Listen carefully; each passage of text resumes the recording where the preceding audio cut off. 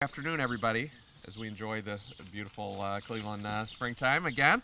I want to thank you all for being here. A government expresses itself and its values through what it puts its financial resources behind and what it budgets. And when the new county administration first took office, we talked about whether or not we would be able to fund major community initiatives. And we've done that in the last few years. And we've done that with economic development, with creating a $100 million economic development fund. And we did it with creating a community policing unit. And we did it by funding things like early childhood education. And we did it by doing things like setting up the biggest college savings account program in the country. But the housing stock and the challenges that it faces were, in my opinion, although there was a lot of great work being done by a lot of folks in the community, the county was not fully engaged in terms of putting our financial resources behind it. We've done some things, but we know that long-term our whole economy is really hobbled by the fact that we have about approximately 30,000 vacant, abandoned, or blighted properties that are plaguing communities across our county. And they're in just about every neighborhood you can think of.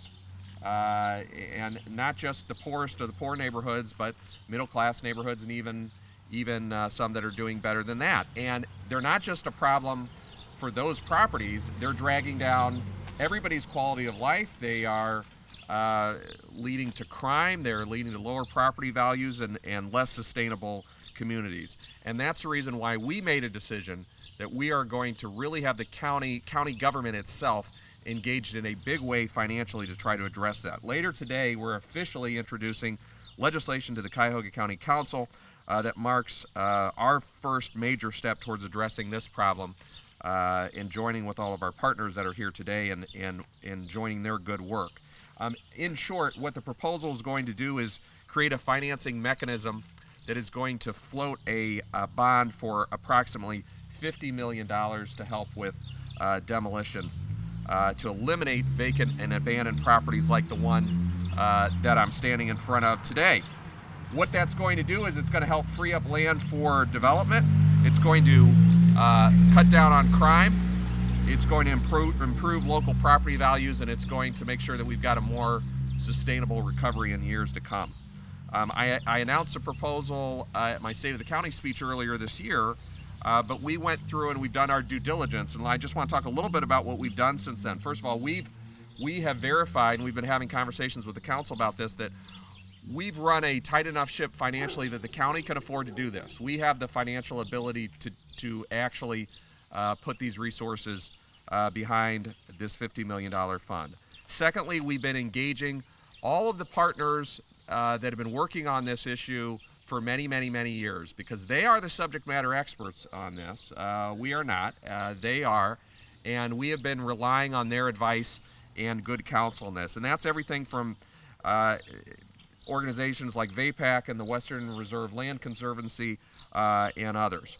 We also share our concern for this issue with our county prosecutor, Tim McGinney, who's here and is going to be supportive of our efforts. We've also sat down with every single city in Cuyahoga County to talk about the way this program could work for them. Because let me be real clear about it. This isn't going to be something where I'm going to be looking at a map and deciding what properties stay and which ones go. This is something where we're providing the financing, but we want local folks, local communities to make these decisions.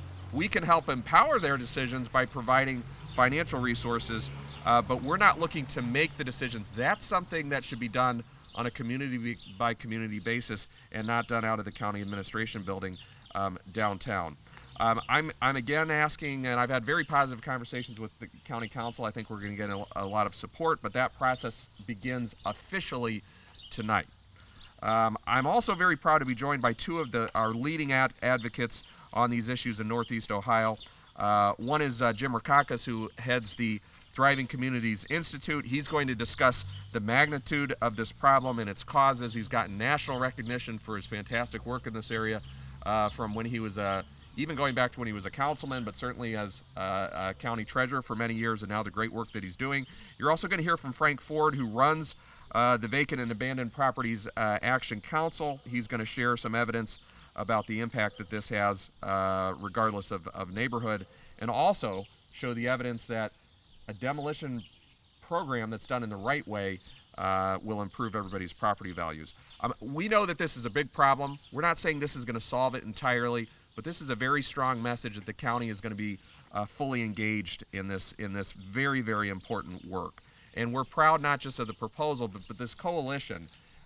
We didn't create this coalition. These are people of goodwill that have been working on this issue for many, many years, and some of them are here listening to this presentation today, and we're just proud to be their partners. So at this point in time, I want to call to the podium and introduce one of those outstanding leaders, and that's the director of the Thriving Communities Institute, Jim Rokakis. Jim? Thank you, Mr. Executive. I want to thank the county executive for this bold move that he has taken here this morning. This money is desperately needed. The county has the financial resources that cities do not, and we really, really appreciate this move. As director of Thriving Communities Institute, I've been involved in the creation of land banks all over the state of Ohio. In fact, by the end of June, we'll have 21 land banks up and running in Ohio. This is not a Cleveland-only problem. I've seen this problem in Dayton, I've seen it in Cincinnati, I've seen it in Toledo, in Warren, in Canton, in Youngstown, but I've seen it in smaller towns like Lima, Ohio, and Allen County, and in Steubenville. I'm going to be a day after tomorrow in Jefferson with the forming a land bank. Regardless of where you live, there is one theme that's repeated over and over and over, and that is, while you may not live in this neighborhood, while you may not live on Cudell Avenue, everybody pays for vacant property. Everybody in this community pays for vacant property. Everybody in communities, like I said, in Cincinnati and Toledo and Dayton, pay for the vacant properties in their communities. We've done a couple of studies. I'll talk very briefly about them. One of them, and it's going to be no surprise to you, but we needed the data to back it up, tells you that where there are vacant properties like this one, there is a good likelihood, a better likelihood, that somebody who lives there or down that block or at the end of this block is willing to walk away from that mortgage. Where demolition does not occur, foreclosure rates go. Where demolition does not occur, foreclosure rates go up. But where there is demolition, we've been able to prove that foreclosure rates go down because people have confidence in that community and they're more willing to take a chance on that community. We have a gentleman here, Fauzi. He's taken this lot here, he's turned it into a garden. These are the kinds of things that you can see happen. So the other reason you should care is because with the collapse of the mortgage market in 2008, all of us in this crowd, everybody in this country, is now taken the mortgage market over. The federal government now backstops 9 out of 10 mortgages in this country with the collapse of Fannie Mae. So if our willingness to spend $10,000 to take down that house might prevent us from taking over a $100,000 mortgage in that house. It makes good economic sense. Treasury finally saw that. That's why they made hardest hit funny money available. Not funny money, it's real money, I might add. Sorry. Now, I might add that we've done other studies. We're just going to talk about it very briefly. Frank Ford is the director of VAPAC, as is pointed out by the county executive. They've done some really groundbreaking work, and I think Frank Ford, who is here, is going to fill in just a few of these blanks. Frank, please step forward and add to this discussion. Hello, everyone. Thank you very much. This house, when you look at it on the outside, you say, well, that doesn't look that bad. Let me tell you, if you have time to stick around, look on the inside. There's nearly 3 feet of water in the basement. You can see the roof is leaking water, structural damage. This is a house which, to renovate it, would cost far more than the cost of demolition. You're going to lose $10,000 for the subsidy of demolition. You'd lose a lot more. It's simply not feasible. And why is that? Because with the blighted properties that we have in Cuyahoga County, of which a lot of them are here in the city of Cleveland, those have brought property values down. Home sale prices have come down. In fact, I just did research this morning. I could pass this out. Shows the Cudell neighborhood home sale prices, median prices from 2000 going up to a peak of around, when it peaked in 06, it's come down now to $20,000, median home sale price.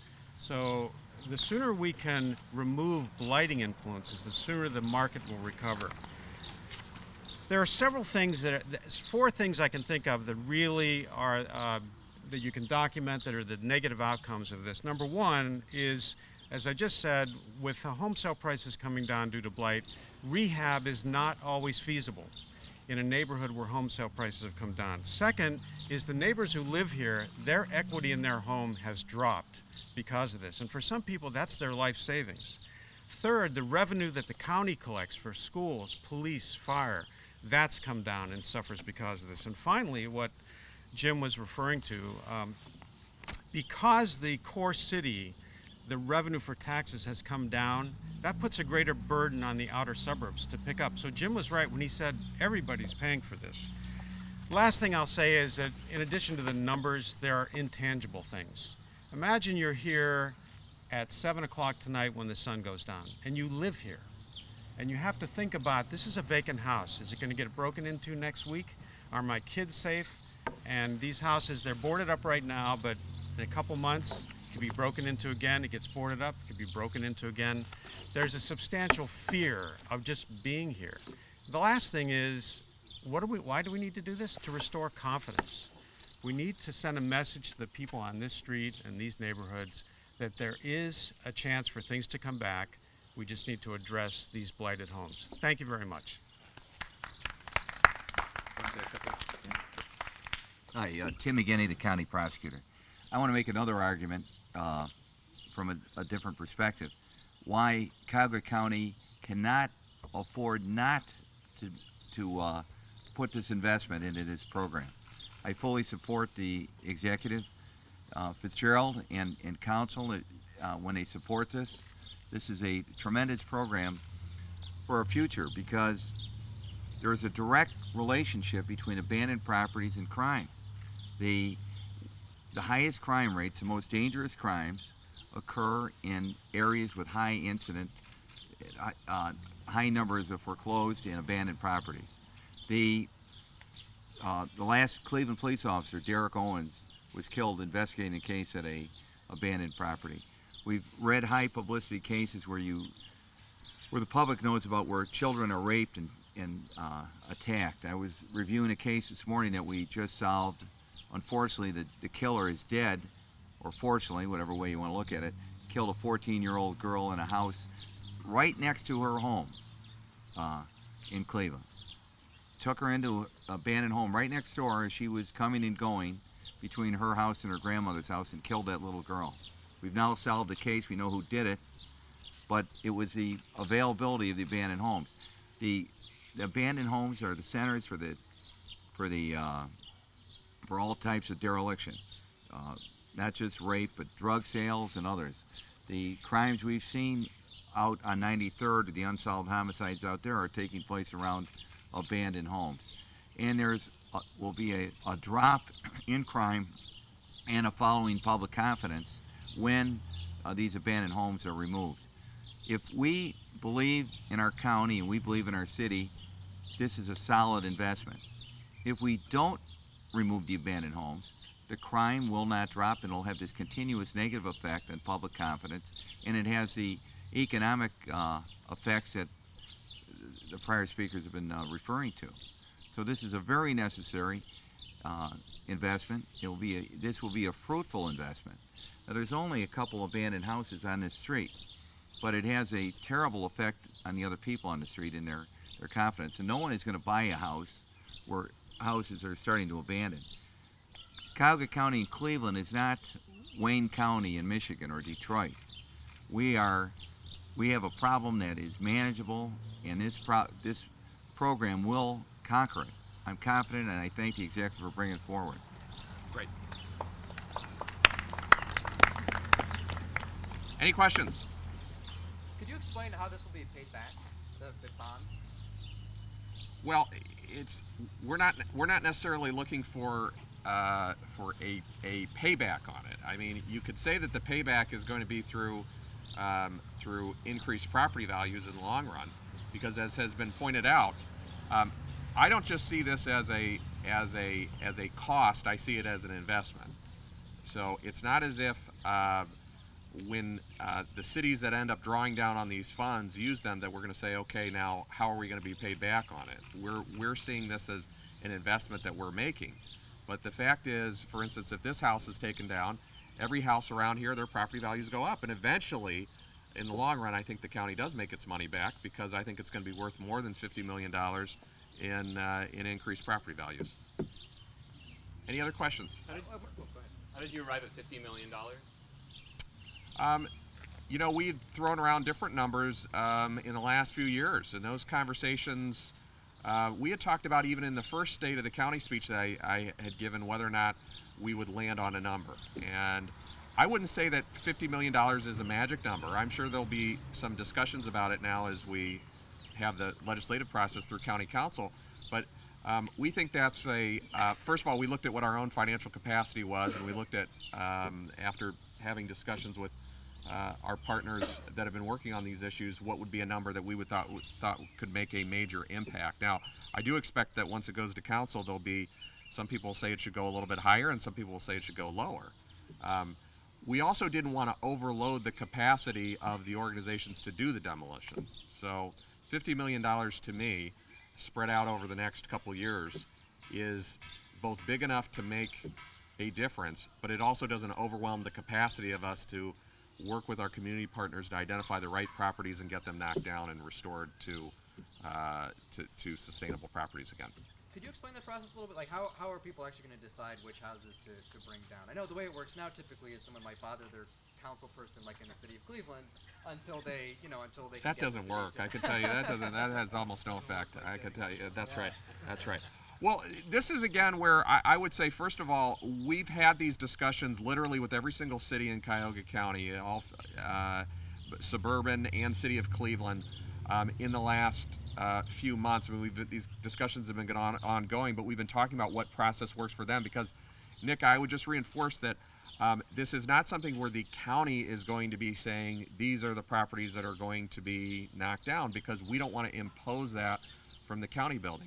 So what we envision is a process that's basically city by city, and there will be a competitive process where cities can develop their own frameworks for what properties have been identified and which ones are they think would have the biggest impact. And so we'll be working with them, and some of those details will be fleshed out in the coming weeks. But we've already started those conversations. They've been very encouraging. But a lot of that kind of nuts and bolts decision making about which property is going to be demolished when is being pushed down to the city level and the community level, and that's as it should be. Our big advantage is that the county, as Jim mentioned, the county is doing very well financially in terms of the amount of money that we have in reserve. You know, the last, and some of the local officials here will probably be a little jealous of this, you know, the last budget that we passed, we had over 50% of our operating budget in reserve. It's an unusually high number. Now, you ask the average suburb in Cuyahoga County, most of them will have less than 10% in reserve. So we're in a position where we have the financial wherewithal. Now, we could have, I suppose, established a process where we're really dictating these communities, but we're not doing that. We're doing it in a partnership way. So we're happy to have some general guidelines, and we're going to be pretty general about it, and then we'll let the communities kind of handle the more administrative portions of it. Do you have a timeline of when the actual bond sale might be proposed, and then also maybe when you would first actually start to see houses start coming down? It really depends. It really depends, Andrew, on when the council passes it. And I've heard different things from different council people in terms of how quickly they're going to. They're certainly, this is a big issue. It's important for them. A lot of the council people have been very involved in these issues for a number of years, and they have to do their due diligence. I think it depends on whether they pass it. I'd say the earliest they would pass it would probably be late May or early June. And if they pass it that soon, I could see us bonding something out as early as June. And then we'd have to see how quickly we could work with our partners. So you could have houses knocked down by the fall if it went that quickly. But we're going to have to see how deliberate the legislative process is. How many homes are you expecting to demo? Well, if you take $50 million and you take an average, you can do the math, if you take an average of $10,000 per demolition, but we may be able to do it for less than $10,000 per demolition. And so I think it's hard to say. I don't think we're going to get to the whole 30,000, but I think it'll be significant. But we've got to see what kind of prices we can negotiate in terms of demolition, and there's been some discussions going on about that now too. Any other questions, folks? Thank you very much for coming. Truly appreciate it. Thanks.